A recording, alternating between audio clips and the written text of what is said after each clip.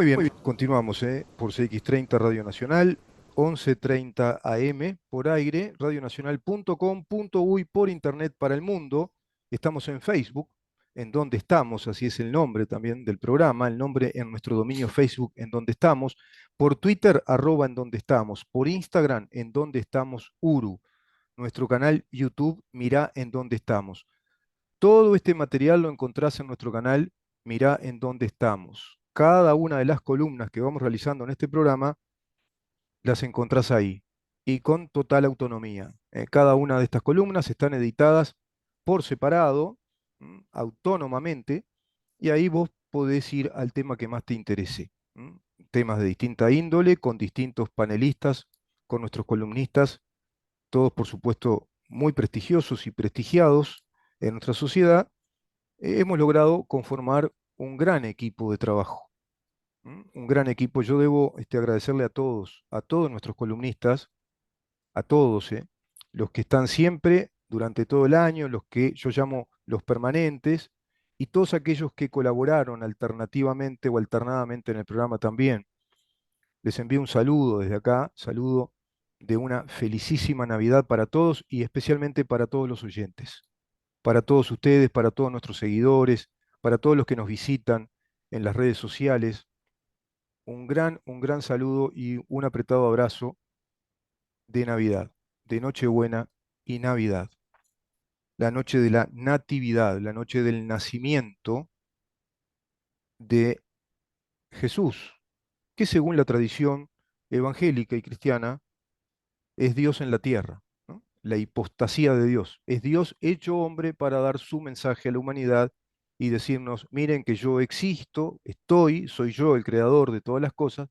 Bueno, ya eso es cuestión de creencia, de estudio y de un tema teológico y de fe. Pero lo cierto es que la Navidad y la Nochebuena son por excelencia la noche, el día y la noche de la reunión familiar, de la familia, de eso tan sagrado que es la familia, de eso tan importante, trascendental para cada uno de nosotros. Un gran saludo de Navidad para todos, para la radio, para todo el equipo de la radio, para todos los integrantes de la radio, para todos los integrantes de todos los programas de la radio, para la dirección de la radio, para todos los integrantes del equipo de producción de Libertas, para todos los integrantes del equipo de producción del programa En Donde Estamos y para todos ustedes, los que hacen posible esta tarea y hacen posible la comunicación, los que están día a día escuchándonos o día a día o noche a noche, visitándonos después en redes sociales respecto a los contenidos del programa. ¿Sabes que Uruguay, a partir de una fecha, por allá por el año 2017, comenzó a transitar una aberración jurídico-institucional, que es la creación de la Fiscalía Especializada en Crímenes de Lesa Humanidad, otrora Fiscalía Nacional Letrada? La convierte ese gobierno de Tabaré Vázquez en octubre, si no me equivoco, a través de una ley promulgada en octubre, creo que, si no me equivoco, la 18.550 o 19.550, ahora me voy a fijar, que es la ley que crea la Fiscalía Especializada en Crímenes de Lesa Humanidad, con competencia exclusiva, dice la ley, para atender en esos crímenes cometidos entre los años 1973 a 1985. Es decir, esta ley que crea esta fiscalía, que es algo así como, digamos groseramente, como si fuera un juzgado por comisión, lo cual está a texto expreso constitucionalmente prohibido, pero tampoco es un juzgado por comisión porque es una fiscalía. Y la fiscalía lo que hace es llevar adelante un trámite administrativo de investigación. ¿Por qué? Porque la fiscalía no es un juzgado, un fiscal no es un juez, y aún en trámite de fiscalía no hay un proceso judicial con todas las garantías que la Constitución establece para el debido proceso, que es a partir de el auto de procesamiento que un juez abra o decrete o sancione. Es un auto de impulso procesal y a partir de ahí comienza el juicio con todas las garantías que la Constitución prescribe.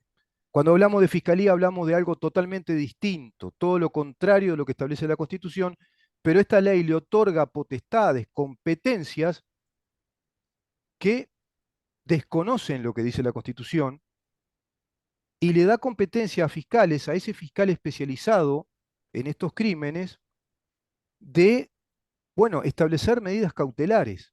Es decir, tiene una naturaleza cautelar y dispone medidas cautelares como prisión preventiva, prisión domiciliaria o prisión, encarcelamiento. Y quedan entonces en calidad de acusados, prácticamente condenados por crímenes de lesa humanidad. Crímenes de lesa humanidad que se tramitan en una fiscalía especializada hacia el pasado. Es decir, nuestro país asume una aberración jurídica tal como la retroactividad de una ley penal o de una tipificación penal que en el pasado no existía y que por ende es más gravosa, es más grave que las tipificaciones penales que nuestro derecho concebía y aplicaba como derecho vigente en aquel periodo histórico. Por lo tanto, es una ley sin valor jurídico, no tiene valor jurídico. ¿Por qué? Porque no se reconoce en la fuente material de legitimidad, que es la Constitución de la República, en sus artículos en los cuales contempla la garantía de las instancias judiciales y la garantía de la cosa juzgada, de una sentencia firme a través de un proceso judicial con todas las garantías y tiene que ver con plazos procesales, tiene que ver con la aplicación de la ley en el tiempo.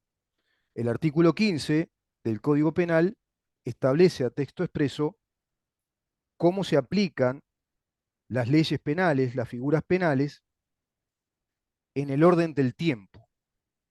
Artículo 15. Cuando las leyes penales configuran nuevos delitos o establecen una pena más severa, no se aplican a los hechos cometidos con anterioridad a su vigencia. Traducido, principio de irretroactividad de la ley penal más grave o inexistente, de acuerdo a nuestro Código Penal en el artículo 15, que es el artículo que establece cómo se debe aplicar la ley penal en el tiempo, porque se aplica en el espacio y en el tiempo. Bueno, este es el principio de la irretroactividad de la ley penal más grave o de la tipificación penal inexistente en el pasado. Por eso es irretroactiva. Esto está a texto expreso, artículo 15. La retroactividad de la ley penal se cumple bajo el principio de la benignidad de la ley. Cuando es más benigna, cuando la pena es menos severa, ahí se aplica la retroactividad, pero no cuando la pena es más grave o se tipifica un delito que no existía en el pasado. Eso dice el artículo 15. Nuestro país suscribe el Estatuto de Roma.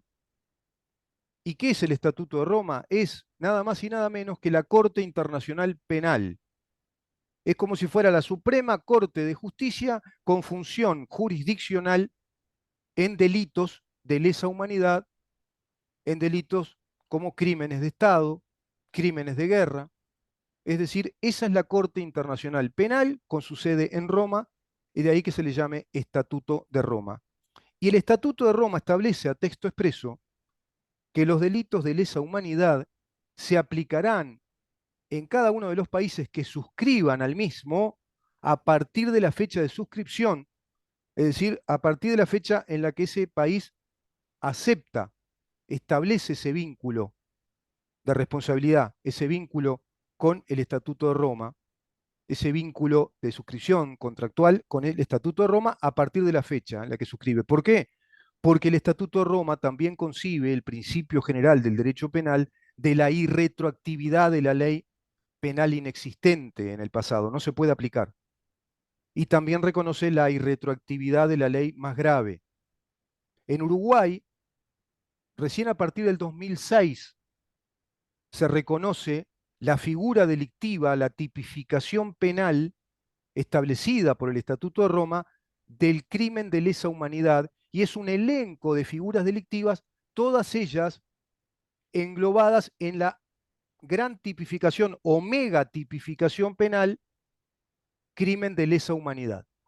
Esa tipificación Uruguay no la conocía en el pasado, no la tenía legislada, esa tipificación concretamente. Por lo tanto, es una aberración jurídica establecer una fiscalía especializada en crímenes de lesa humanidad para tratar exclusivamente casos vinculados entre los años 1973 y 1985. Pero si a eso vos le sumás que el Estado uruguayo había decidido por una vía legislativa formalmente legítima y sustancialmente también legítima y constitucional promulgar una ley que plantea la renuncia del Estado a su pretensión procesal en determinados casos, porque eso es la ley de caducidad, el Estado como el bien mayor a proteger o a tutelar en cuanto a que el Estado es un orden jurídico, el Estado como sujeto de derecho, velando y protegiendo el decoro social, la paz social, la armonía social, decide renunciar a su pretensión procesal en determinados casos, decide renunciar a su legitimidad procesal activa, decide renunciar a esa legitimidad procesal en esos casos determinados, estableciendo disposiciones administrativas que relacionan el Poder Ejecutivo con el Poder Judicial para que sea avisado el Poder Judicial de que hay casos que están contemplados por esta ley que plantea la renuncia del Estado a tramitar esos juicios. Renunció a su legitimidad procesal. Y la renuncia de la legitimidad procesal es irrevocable. Es un hecho laudado jurídicamente. Una renuncia procesal, una renuncia a la legitimidad procesal activa es irrevocable.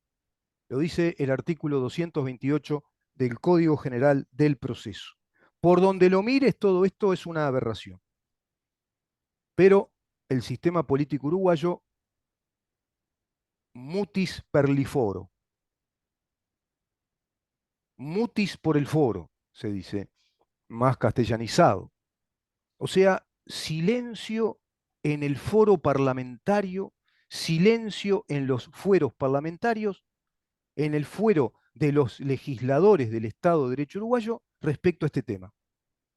Silencio total. Parece que este tema no existiera o que esto está correcto, que esto está bien, que sea así.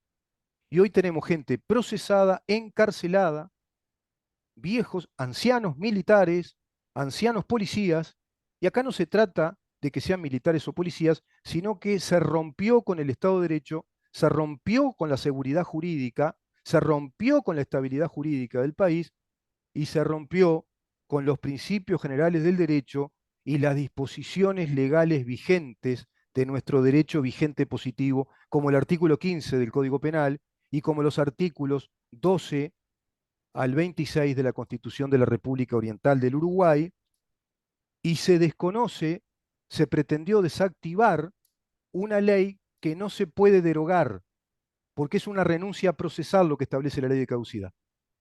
Simplemente eso, es una renuncia a la legitimidad procesal activa y esa renuncia es irrevocable y transcurrieron más de 22 años además aplicándose esa ley como ley plenamente vigente, acometiendo con un mamarracho total como, qué sé yo, como la invasión de Rusia a Ucrania tirándole misiles a la ciudad de Kiev y destrozándola porque se le antojó. Hay una sucesión de hechos de gobierno durante uno de los periodos del Frente Amplio que nos demuestran con pasmosa explicitud a cuánta grosería ideológica se puede llegar, atentando con ánimos políticos y por la vía institucional desde las acciones de un gobierno que pidió el voto democrático como para después derribar instituciones republicanas de nuestro orden jurídico, que es el bien mayor de nuestra república.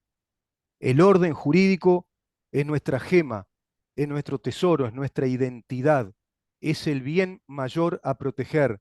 Es nuestro sistema integrado de piezas que hacen funcionar al país como una república, como un Estado de Derecho. No se puede romper ningún aspecto, ningún factor, ningún componente del orden jurídico, bien mayor a proteger. Esto implica el orden de disposiciones jurídicas que concuerden plenamente con la Constitución de nuestro país.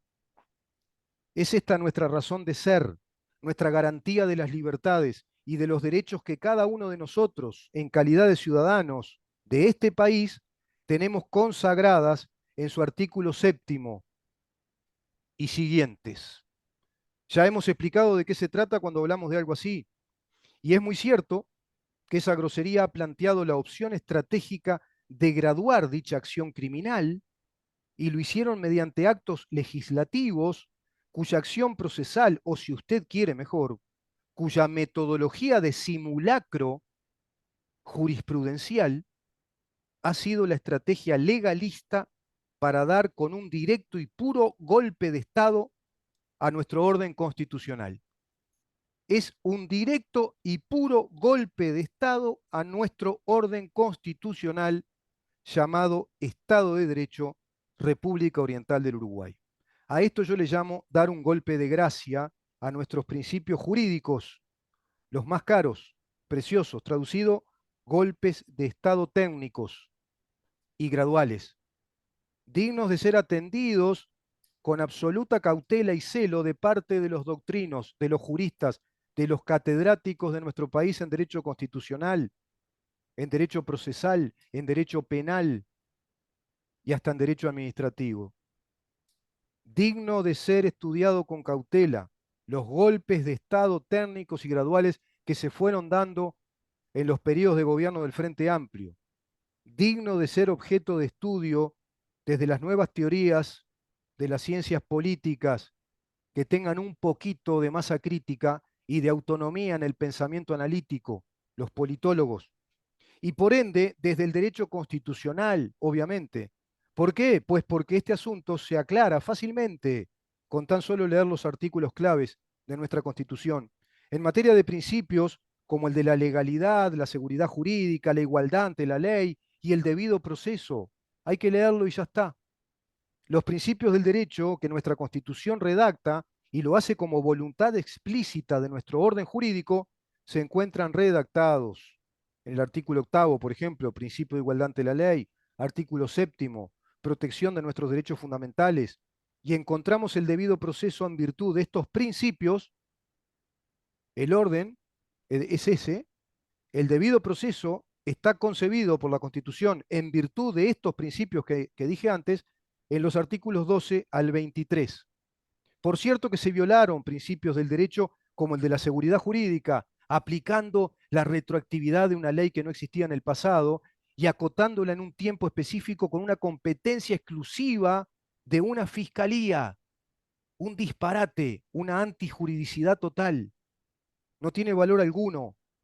Y la irretroactividad de figuras penales inexistentes, además, en nuestro derecho positivo en el pasado.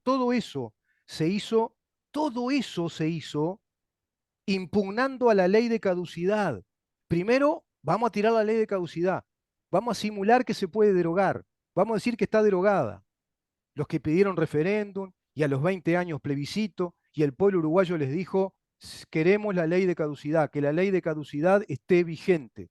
Fue una decisión soberana, además, porque se le consultó de parte de los propios derribadores de esta ley. Fueron los que impulsaron esas acciones de democracia directa. Fueron los que activaron esos dispositivos de democracia directa como el referéndum y el plebiscito, los que después en el gobierno acuden a la metodología legislativa representativa mediante una ley que simula derogar a la ley de caducidad. ¡Qué espanto! ¡Qué trampa! ¡Qué chantaje! ¡Qué estafa al Estado de Derecho uruguayo! ¡Qué ladrones que son! Y ladrones de algo tan sagrado como el orden jurídico de la República, como los principios constitucionales que tramitan toda nuestra historia, nuestra identidad y nuestra jurisprudencia. Es una estafa total, es un robo.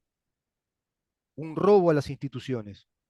Y de ese modo pretendieron entonces juzgar personas, castigarlas, con el único afán vindicativo, vengativo, y de decir, acá estamos nosotros, los que instalamos el neoconstitucionalismo marxista a nuestro país, y somos los que tenemos poder de Estado y poder de decisión. Porque a nuestros sediciosos, a nuestros terroristas, a los que tienen las manos llenas de sangre, a los que mataron inocentes, a los que privaron de libertad ilegalmente, a los que hicieron privación ilegal de libertad, a los que hicieron detención forzosa, a los que torturaron en cárceles clandestinas, llamadas irónicamente cárceles del pueblo, a todos esos el Estado los perdonó a tal grado que les dio reparación patrimonial y pensiones vitalicias heredables. Y además los perdonó a tal nivel con esa ley de amnistía que hasta uno de ellos fue presidente de la República y una de ellas fue vicepresidente de la República y senadora. Y así varios. Y otro fue ministro del Interior, quien mató por la espalda a cadetes de policía, Eduardo Bonomi, quien mató por la espalda y era un sicario del movimiento MLN, convertido en ministro del Interior. Qué ignorancia el pueblo uruguayo. Qué lástima, decía Paco Espínola, qué lástima que la gente sea tan pobre de conocimiento, tan pobre de cultura, tan degradada culturalmente, que no entienda los principios básicos de su convivencia en un Estado de Derecho y que no entienda y no sepa cuáles son sus verdaderos derechos a reclamar y a exigir desde lo que se llama la rebelión o la rebeldía del poder ciudadano, pero en el sentido del Estado de Derecho, y no esta rebelión antijurídica, esta rebelión terrorista que se incrustó, se introdujo larvariamente en nuestro Estado y está ya infectándolo como un virus. Es un virus. Tenemos un virus ideológico en nuestra institucionalidad, en las instituciones creadas, como esta fiscalía especializada en crímenes de lesa humanidad para los años 73 a 85. Se darán cuenta, ¿no? Que es con un fin vengativo, vindicativo, tiene competencia exclusiva para esos años. ¿Quiénes? Los herederos, los descendientes ideológicos de aquellos terroristas que tienen las manos llenas de sangre, pero fueron perdonados. Siquiera acá se aplica el más elemental sentido común y el más elemental sentido jurídico del principio de igualdad ante la ley. Un desastre. El Estado uruguayo renuncia a su legitimidad procesal activa en cuanto a la función acusatoria de sus fiscales como para darle impulso procesal a la sentencia de juez en un litigio penal. Eso es lo que hizo. ¿Y cómo lo hizo? Basándose en el artículo 85, numeral tercero de la Constitución de la República. Y antes debo decir que desde Césare de Beccaria, en su libro de los delitos y de las penas, se sabe que en el derecho penal se tutela el bien mayor. El derecho penal es un orden jurídico establecido en el Estado de Derecho para proteger el bien mayor. ¿Y cuál es? Es la legitimidad del Estado, el orden legal establecido por el Estado en esta suerte de contrato que tenemos como asociación libre de ciudadanos, una asociación política y jurídica que es el Estado de Derecho. Se protege el bien mayor, el derecho penal protege el funcionamiento del orden jurídico. No tiene un fin vindicativo, no es vengativo el derecho penal. El derecho penal no busca vengar a las personas y reparar, sino que eso es consecuencia jurisprudencial, consecuencia del fallo de un juez que lo que está haciendo es reparar el orden pacífico de la convivencia porque alguien violó la ley, porque alguien violentó el pacto de convivencia. Pero evidentemente los marxistas esto no lo entienden y no les interesa entenderlo. Desde César de Beccaria, en su libro de los delitos y de las penas, se sabe que en el derecho penal entonces se tutela el bien mayor, es decir, el orden jurídico del Estado. Por lo tanto, también se sabe que no es el cometido del derecho penal la reparación de las víctimas, como acabo de decir, sino que tiene un fin o una finalidad restauradora, recomponedora del pacto de convivencia pacífica. Pero esa pretensión procesal que ya caducó, la restablecieron pretendiendo derogar una ley que renunció para siempre a esa pretensión procesal en esos casos determinados. Artículo 228. El desistimiento de la pretensión procesal en la misma oportunidad a que se refiere el artículo 227, numeral 1, el actor podrá desistir de la pretensión o renunciar a su derecho. En tales casos, no se requerirá la conformidad de la contraparte, debiendo el tribunal limitarse a examinar si el acto procede por la naturaleza del derecho en litigio. En caso afirmativo, dará por terminado el proceso, el cual no podrá volver a plantearse. Y eso el Estado uruguayo, como no es una persona, lo hizo por ley. Por ley le comunica al Poder Judicial que en esos casos renunció a su derecho de procesar a determinadas personas en ese marco que cometieron actos, inclusive que cometieron delitos en ese marco histórico de aquel estado de excepción o aquel golpe de Estado. ¿Por qué? Porque se amnistió a unos que eran terroristas, que mataron, que torturaron, que privaron de libertad, que robaron, que tuvieron cárceles clandestinas, que torturaron, se les perdonó, que atentaron contra el Estado, que atentaron contra las instituciones democráticas, que desestabilizaron, que cometieron crímenes de lesa patria, que cometieron crímenes contra nuestra patria, contra nuestra nación, se les perdonó. Entonces, ¿cómo no perdonar a la otra parte? Y eso es lo que plantea el artículo 85 de la Constitución de la República, que establece que pueden haber leyes de excepción, leyes excepcionales, especiales, ¿para qué? Precisamente para garantizar el decoro. El Estado puede expedir leyes relativas a la independencia, la seguridad, la tranquilidad y el decoro de la República. El Estado puede expedir leyes relativas a la tranquilidad y decoro de la República, protección de todos los derechos individuales y fomento de la ilustración, la agricultura, industria, ya es otro capítulo. Pero acá está a texto expreso, numeral tercero, el Estado puede expedir leyes relativas a la seguridad, tranquilidad y decoro de la República, artículo 85. A la Asamblea General compete formar y mandar publicar los códigos, establecer los tribunales y arreglar la administración de justicia y de lo contencioso administrativo. A ver si los legisladores revisan este artículo 85 y entienden cuáles son sus roles, sus cometidos, sus competencias.